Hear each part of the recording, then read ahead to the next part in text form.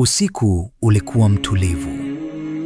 Jangwa lilikuwa kimya na anga la Maka lilipambwa na nyota zilizong'aa kwa utulivu wa ajabu. Lakini katika utulivu huo, historia ya mwanadamu ilikuwa karibu kubadilika milele. Ndani ya pango la Hira, juu ya mlima Nur, alikaa mtu mmoja akitafakari. Hakutafuta utajiri, hakutafuta cheo.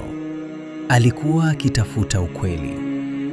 Huyo alikuwa Muhammad bin Abdullah, rehema na amani ziwe juu yake.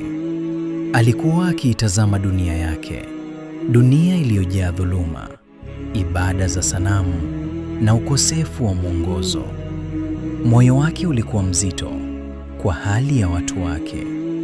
Alitafuta majibu katika ukimya wa usiku, na kisha ukimya ukavunjika. Mwanga usio wa kawaida ulijaza pango lile. Malaika Jibril akateremka kwa amri ya Mola wa walimwengu, na sauti ikasikika, sauti ambayo ingebadilisha historia milele. Soma. Mtume akajibu kwa mshangao na hofu, mimi si msomaji. Lakini amri ikarudi tena kwa uzito wa mbinguni.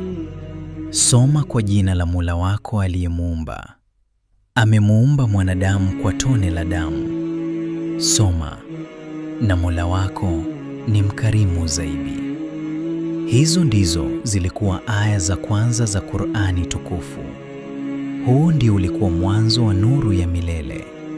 Katika usiku huo, mbingu na ardhi zilishuhudia jambo kubwa kuliko yote yaliyowahi kutokea. Maneno ya Allah yakaanza kushuka kwa wanadamu. Qur'ani haikushuka kama kitabu cha kawaida, haikushuka kama hotuba ya mwanadamu. Ilikuwa ni kalamu ya mbinguni, mwongozo wa milele, rehema kwa walimwengu.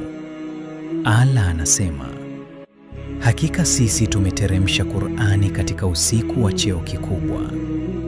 Usiku huo ulikuwa Lailatul Qadr, usiku bora kuliko miezi elfu, usiku ambao malaika walishuka kwa amani, usiku ambao mbingu zilifunguka. Kutoka pango la Hira, nuru ilianza kusambaa. Kutoka moyo wa Mtume, mwanga ukaingia katika nyoyo za watu. Qur'ani ilikuja kuondoa giza la ujinga, ilivunja minyororo ya dhuluma, ilileta haki, huruma na uongofu. Maneno yake yalikuwa faraja kwa walioonewa, nguvu kwa waliodhulumiwa, mwanga kwa waliopotea.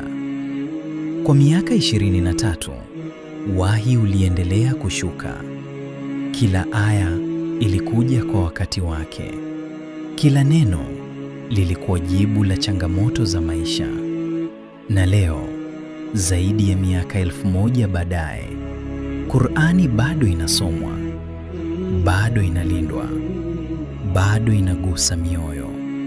Katika kila Ramadhani, sauti za waumini husikika wakisoma maneno yale yale yaliyoshuka katika usiku ule wa Hira. Machozi hutiririka, mioyo hulainika, kwa sababu Qur'ani si hadithi ya zamani, ni sauti ya Allah kwa kila kizazi.